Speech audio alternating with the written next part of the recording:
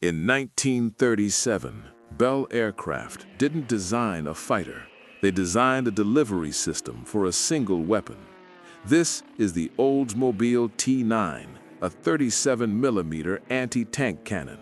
It was too big for the wings. It was too heavy for the nose. It was so long it occupied the space where the engine was supposed to be. To make it fit, engineers performed radical surgery on the aircraft. They took the massive V12 engine and shoved it behind the pilot's seat.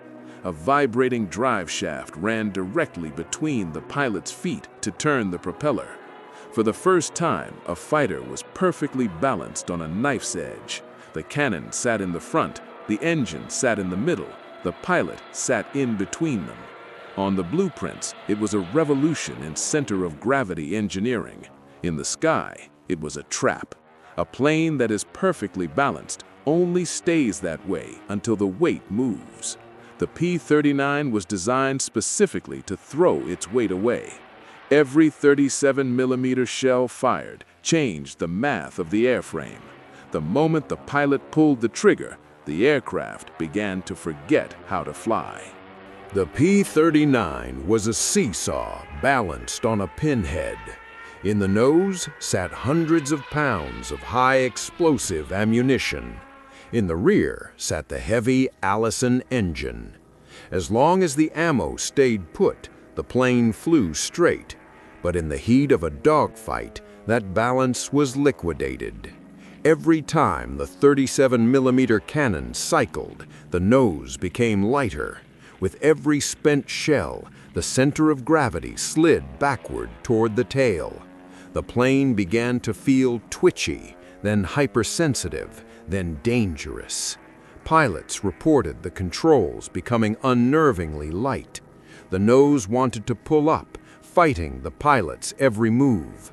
Then came the stall, the moment the physics broke.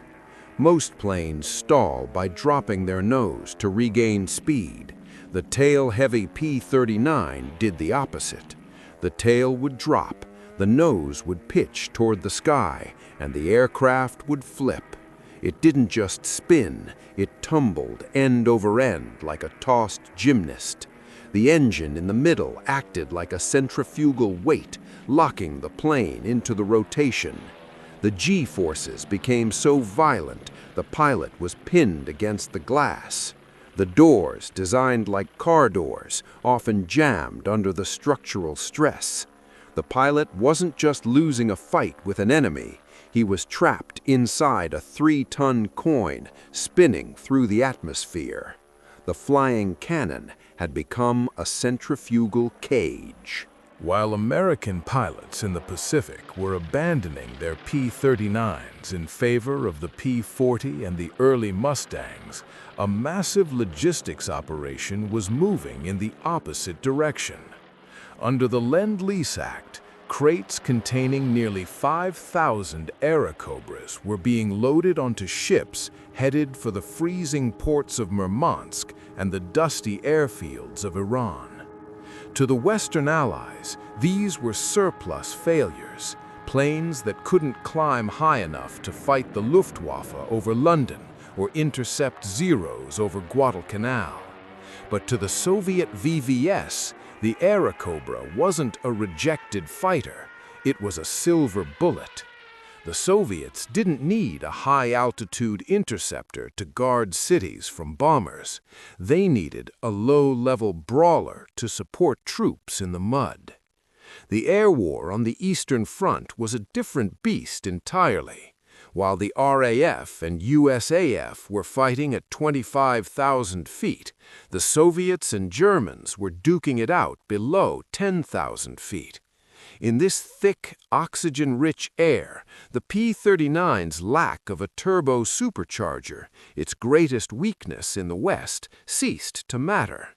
At low altitudes, the Allison engine breathed perfectly, delivering power that was missing in the thin air of the Pacific.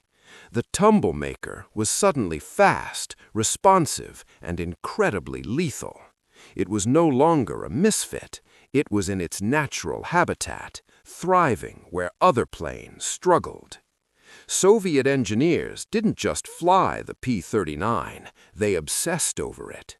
They realized the American weight and balance issues were exacerbated by the wing-mounted machine guns. Their solution was brutal and effective. They stripped the wings bare. They removed the .30 caliber machine guns, the heavy wiring, and the outer ammo boxes. This concentrated all the mass in the center of the fuselage, right over the wings. It made the pitch even more sensitive, but for a skilled pilot, it turned the P-39 into the most agile aircraft in the theater. It could outturn a Bf-109 and outrun a Focke-Wulf at 5,000 feet. But then there was the problem of the gun. In the West, pilots complained that the 37mm M4 cannon had a low rate of fire and a rainbow trajectory. It was difficult to lead a target with such a slow, heavy shell that dropped quickly over distance. Soviet pilots, however, were trained in the one-shot, one-kill philosophy. They didn't spray and pray with machine guns. They treated the 37mm like a sniper rifle. They wouldn't fire from 500 yards away. They would dive, wait until the enemy bomber filled the entire windscreen, and pull the trigger once. The result wasn't a damaged plane. It was a mid-air disintegration. One hit on a wing spar or an engine block, and the target ceased to exist. The man who truly unlocked the Aerocobra's potential was Alexander Pokryshkin. He started the war in a MiG-3, but eventually moved to the P-39, and he changed the course of Soviet aerial history.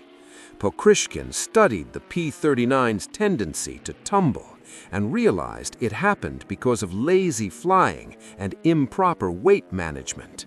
He developed new maneuvers like the knot, which used the plane's inherent instability to perform snap turns that no German pilot could follow. He didn't just survive the P-39, he mastered its physics. He taught his regiment that the instability wasn't a bug, it was a feature. It allowed the plane to change direction faster than any stable aircraft ever could. Pokryshkin used the P-39 to implement his famous altitude, speed, maneuver, fire formula. He would lead stacks of P-39s at different altitudes. When the German Messerschmitts dove on the lower group, the higher group of Airacobras would swoop down, using their 37mm cannons to delete the German escort fighters in seconds. The Germans began to fear the unique silhouette of the P-39. They gave it a nickname, the Iron Dog. When a German pilot saw the tricycle landing gear and the mid-mounted engine, they knew they were facing the Soviet elite.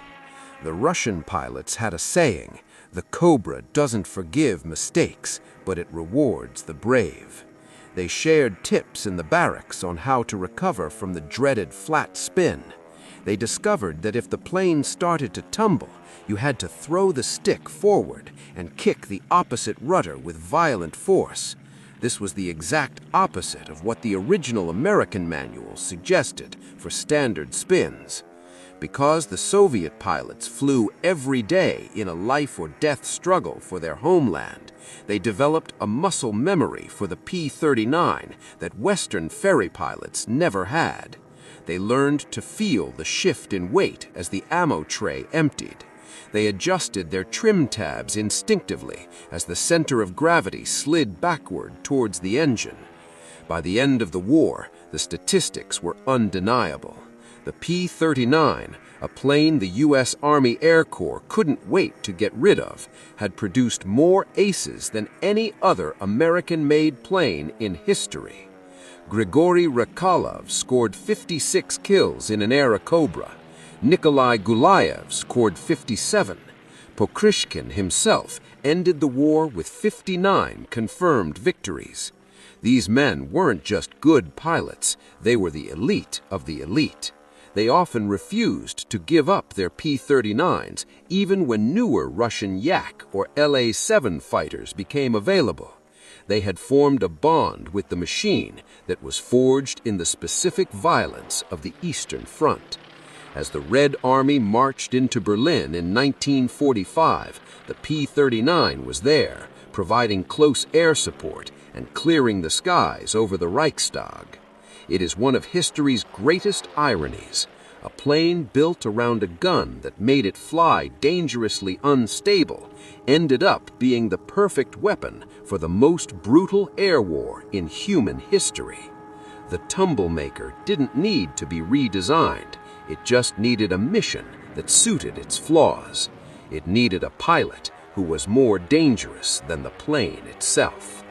The P-39 proved that in engineering, as in war, there are no bad tools, only the wrong jobs.